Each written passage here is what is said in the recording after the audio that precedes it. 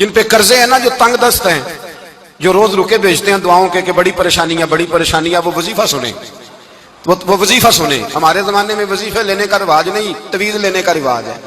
لینا چاہیے، تویز بری چیز نہیں، اچھی چیز ہے، لیکن زیادہ کام برکت والا کیا ہے؟ اللہ اللہ کرنا۔ ایک تابعی بزرگ، تابعی ہیں، صحابی کے شاگرد ہیں، فرماتے ہیں میں مسجد اقصی میں گیا، فلسطین میں مسجد اقصی میں ایک شخص کو میں نے دیکھا، بڑا نورانی چہرہ اس کا، اور بڑا اس کے وجود کے اندر عجیب سی کشش، خوشبو دور تک پھیلی ہے۔ وہ بندہ نا نماز نہیں پڑھ رہا تھا، سجدہ ہی کرتا جا رہا تھا، ایک سجدہ، دوسرا سجدہ، تیسرا سجدہ، اور سجدہ کرتا تو دیر تک سجدہ کرتا، پھر سجدہ کرتا تو دیر تک۔ کہتے ہیں جب وہ فارغ ہوا تو میں نے گزارش کی، کہتے ہیں جب وہ فارغ ہوئے تو میں نے گزارش کی، میں نے کہا بزرگوں ایک بات پوچھنے کو دل کرتا ہے۔ انہوں نے کہا پوچھو۔ کہنے لگے آپ اتنے سجدے کیوں کرتے ہیں؟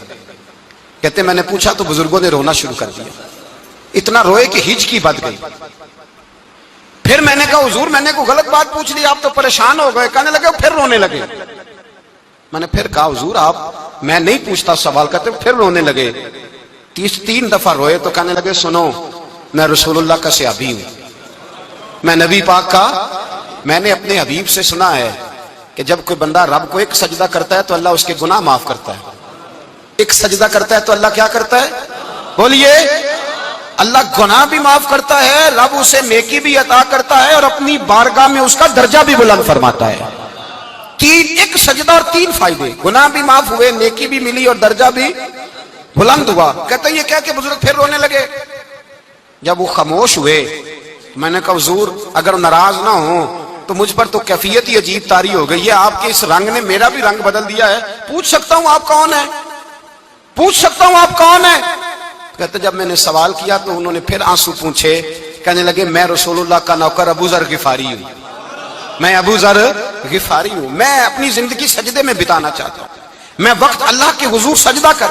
ہمارے ہاں میں نے اس دن بھی کہا تھا، ہمارے ہاں لوگوں نے بہانہ بنا لیا ہے حضور بخشوا دیں گے، محفل نعت 6 گھنٹے کی، نماز 5 منٹ کی، حضور بخشوا دیں گے۔ سنو نا جنہیں حضور بخشوا رہے ہیں، حضور انہیں بتا کیا رہے ہیں، حضور انہیں بتا کیا رہے ہیں؟ اللہ اکبر، کیا انداز ہے۔ حضرت ربیہ بن کعب کہتے ہیں میں حضور کو وضو کرایا کرتا تھا، بخاری مسلم میں۔ ایک دن حضور نے فرمایا سل یا ربیہ، ربیہ کچھ مانگ لو، تو کہتے ہیں میں نے مانگا تو پھر میں نے بھی وہ چیز مانگی جو سب سے قیمتی تھی۔ میں نے کہا حضور جنت میں وہ والا مکان چاہیے جس کی دیوار کے دوسری جانب آپ کا حجرہ انور ہو، جس کی دوسری سائڈ پہ آپ کا گھر ہو، تو میری کاند سانجی ہو گئی، وہ والا مکان چاہیے۔ تو نبی پاک نے فرمایا جا تجھے دیا، جا تجھے، بولیے جا تجھے، کمال ہو گئی، جا تجھے دیا۔ کون دیتا ہے؟ دینے کو منہ چاہیے، دینے والا ہے سچا ہمارا، میں جا تجھے دیا۔ ایک میری بات یاد رکھنا، حضور کیا فرمایا؟ اپنی زندگی میں سجدے زیادہ کرنا۔ کیا زیادہ کرنا؟ چلو سارے بولیں ایک دفعہ، کیا کرنا؟ کیا زیادہ کرنے ہیں؟ تو حضور بھی فرماتے ہیں میرا جنت میں پڑوسی وہ ہوگا جو سجدے زیادہ کر کے آئے گا۔ تو میرے بھائی اگر تو سجدہ ہی نہیں کرتا، تو اس لذت سے ہی ناشنا ہے، نماز جلدی کی، باقی سارے کام لیٹ کے، مسجدوں میں بیٹھے ہیں لوگ، خوش گپیاں چل رہی ہیں، بڑی لمبی، نماز کا وقت ہے تو چھوٹی ہو گئی، فٹافٹ کرو۔ نماز، عبادت، ریاضت، یہ تو بندے کو اللہ کے قریب۔ حضرت عبداللہ بن جعفر، حضرت جعفر طیار کے بیٹے تھے، نبی پاک کے پھوپھی کے بیٹے تھے، حضرت زبیر بن عوام رضی اللہ تعالیٰ، وہ انتقال کر گئے۔ ان کا جب وصال ہوا تو 10 لاکھ دینار کا قرضہ تھا ان پر، اور جو زمین انہوں نے چھوڑی وہ زمین بنجر تھی۔ لو سن لے، جن پر قرضہ چڑھا ہوگا وہ نسخہ بھی سن لے، جن پہ قرضے ہیں نا، جو تنگ دست ہیں، جو روز رکے بھیجتے ہیں دعاؤں کے کہ بڑی پریشانیاں، وہ وظیفہ سنیں، وہ وظیفہ سنیں۔ ہمارے زمانے میں وظیفے لینے کا رواج نہیں، تویز لینے کا رواج ہے۔ لینا چاہیے، تویز بری چیز نہیں، اچھی چیز ہے، لیکن زیادہ کام برکت والا کیا ہے؟ اللہ اللہ کرنا۔ کیا کام ہے؟ سجدہ کرنا برکت والا کام ہے۔ حضرت عبداللہ بن جعفر طیار کہتے ہیں میں نے قرضہ لینا تھا زبیر بن عوام سے، وہ وصال کر گئے، میں ان کے بیٹے کے پاس گیا، عبداللہ بن زبیر کے پاس۔ میں نے کہا پیسے لینے تھے، کہا بالکل لینے ہیں، میرے ابا جی مجھے وصیت کر کے گئے، لکھ کے گئے کہ یہ پیسے دینے، اور وہ یہ لکھ کے گئے ہیں، میں زندگی بھر کوشش کرتا رہا ہوں، ادا نہیں ہو سکے، بیٹا تیری ذمہ داری ہے میرے قرضے ادا کرنا۔ عبداللہ بن زبیر رضی اللہ تعالیٰ عنہ کہنے لگے میں انشاءاللہ آپ کی رقم دے دوں گا۔ تو عبداللہ بن جعفر طیار کہنے لگے بھائی ہم دونوں آپس میں ہیں، کوئی شے نہیں چھوڑ کے گئے آپ کے ابا جی، کوئی چیز نہیں، توجہ ہے میری بات پر؟ یہ صحابہ کا ذرا انداز دیکھیے گا بندگی کا، کوئی چیز نہیں چھوڑی۔ تو حضرت زبیر بن عوام کہنے لگے ایک زمین کا ٹکڑا ہے وہ بھی بنجر ہے، اس میں بھی کوئی کھیتی نہیں اگتی، سبزہ نہیں ہوتا، بنجر ہے، پانی کوئی نہیں، اور وہ اتنی خشک ریتلی زمین ہے کہ بڑا مشکل کام ہے وہاں سیراب کرنا، بے آباد زمین ہے۔ حضرت سیدنا عبداللہ بن جعفر کہنے لگے تو اس طرح کر، وہ مجھے ساری نہ دے، اس میں سے تھوڑی سی مجھے دے دے، میں 10 لاکھ دینار کے عوض وہی رکھ لیتا، تیرے باپ کا قرضہ ادا ہو گیا، دے تو صحیح۔ انہوں نے کہا آپ کیا کریں گے، وہ تو کسی کام کی نہیں، چند کوڑیوں کی بھی نہیں، فرمایا مجھے دے دو، میں جانوں اور میرا کام جانے۔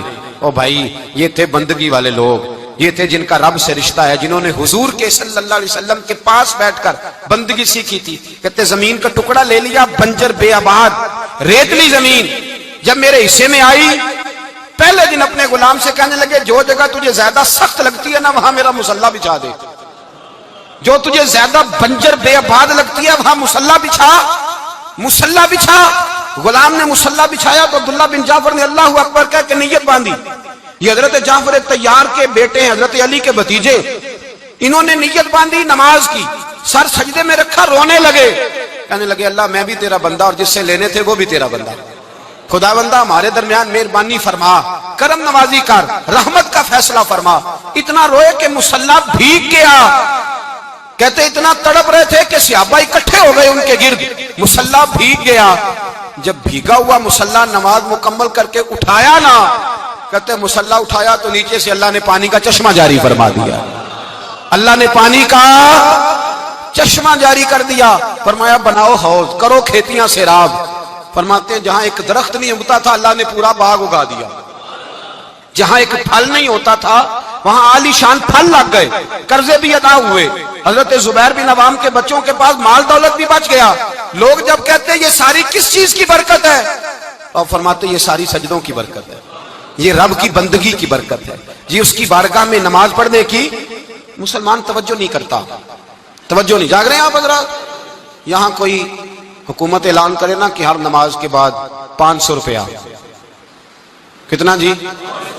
میرے خیال کسی بھی نہیں ہونا مسجد جی، آؤ گے کہ نہیں؟ تھوڑے جے بول دے ہو، جڑے نہیں بول دے ہونا تو بالکل ہی نہیں نہ ہونا، ہونا تو پکا پتہ لگ۔ اور خدا کے بندو بات سمجھو، رب فرماتا ہے تو مسجد آدھا میں تجھے برکت عطا کروں گا۔ کئی جگہ مسائل نہیں بنا دیے گئے، وہ چھوڑو دیے تو نفل ہے، چھوڑو دیے تو غیر مؤکدہ ہے۔ اعلیٰ حضرت فاضل بریلوی فرماتے ہیں جو نفل چھوڑتا ہے نا ایک وقت آتا ہے سنت کے ترک کرنا شروع کر دیتا ہے، اور تارک سنت ایک وقت آتا ہے کہ واجبات کو چھوڑتا ہے، چونکہ وہ سیلاب اچانک نہیں آیا کرتے۔ پہلے چھوٹا سا سوراخ ہوتا ہے، دریا کے کنارے چھوٹا سوراخ ہوتا ہے، بند نہ کیا جائے تو بڑا ہو جاتا ہے، پھر اور بڑا ہو جاتا ہے، پھر وہ سیلاب بن جاتا ہے۔ کیا ہوتا ہے کہ جب ہم دیر کرتے ہیں، آپ دیکھ لیں دنیا داری میں لوگ کتنے آگے نکل گئے، کتنے دنیا داری کی جو چیزیں آئیں وہ غالب ہو گئیں۔ میں آپ سے پوچھ رہا ہوں جتنے لوگوں کے پاس موبائل ہیں اتنے لوگ نمازی بھی ہیں؟ موبائل بعد میں آ کے غالب ہو گیا سب پہ، اور نماز آپ یہ ایوریج نکالے نا، جتنے لوگ فیس بک پہ ہیں اتنے لوگ دینی تعلیم کے میدان میں بھی ہیں، پڑھنے پڑھانے کا مزاج بھی رکھتے ہیں۔ جتنی نصیحتیں کرنے میں آج لوگ نکلے ہوئے ہیں، کیا اتنی خیر بھی دنیا میں بٹ رہی؟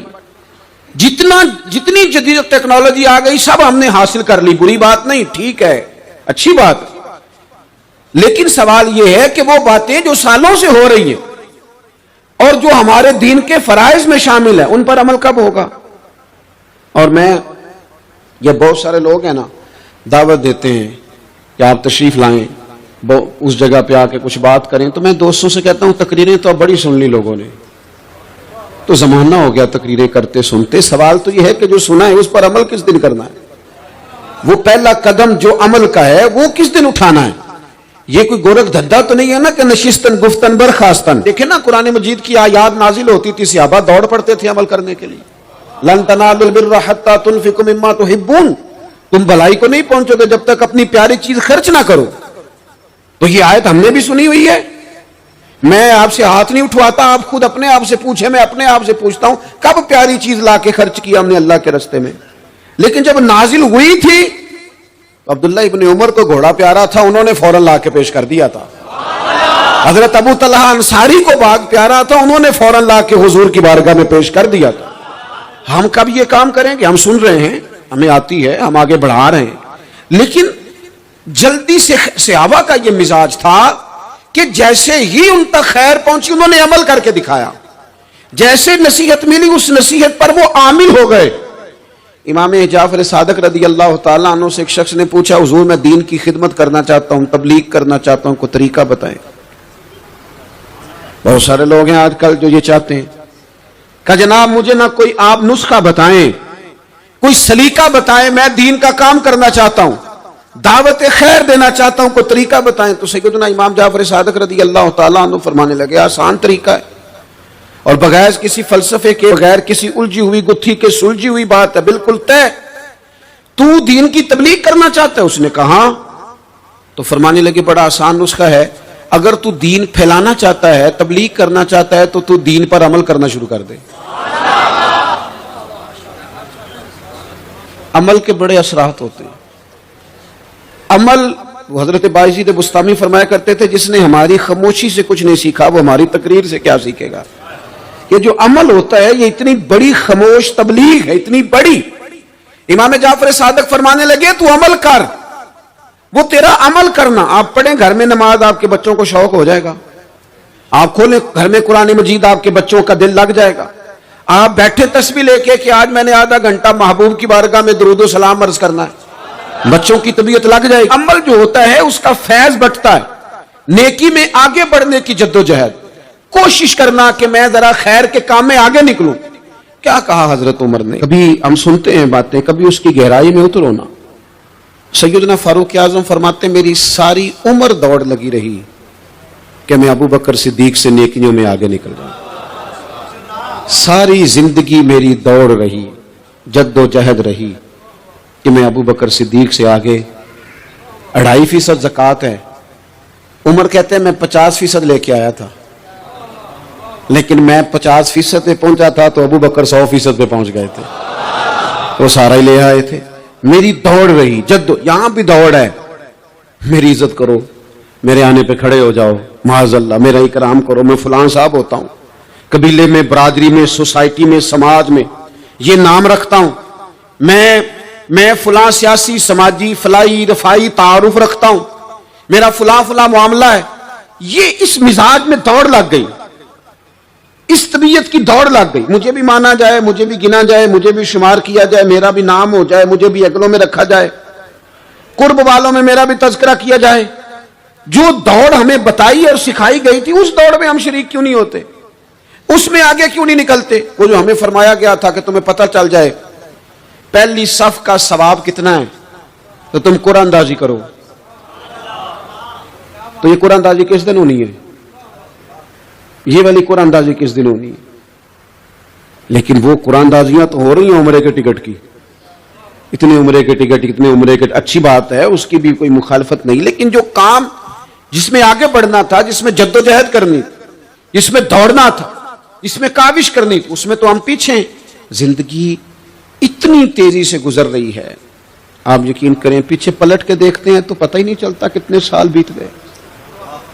بھی ایسے لگتا ہے کل ہی تو ابھی داخل کرایا تھا گھر والوں نے اسکول میں، ابھی اگلے دن کی بات ہے دارالعلوم میں داخل ہوئے تھے اور اتنے سال بیت گئے، اتنا وقت گزر گیا۔ ہم عجیب مزاج کے لوگ ہیں، یہ چاہتے ہیں کہ ہمارے بچے بڑے ہو جائیں، یہ نہیں چاہتے کہ ہم بوڑھے ہو جائیں۔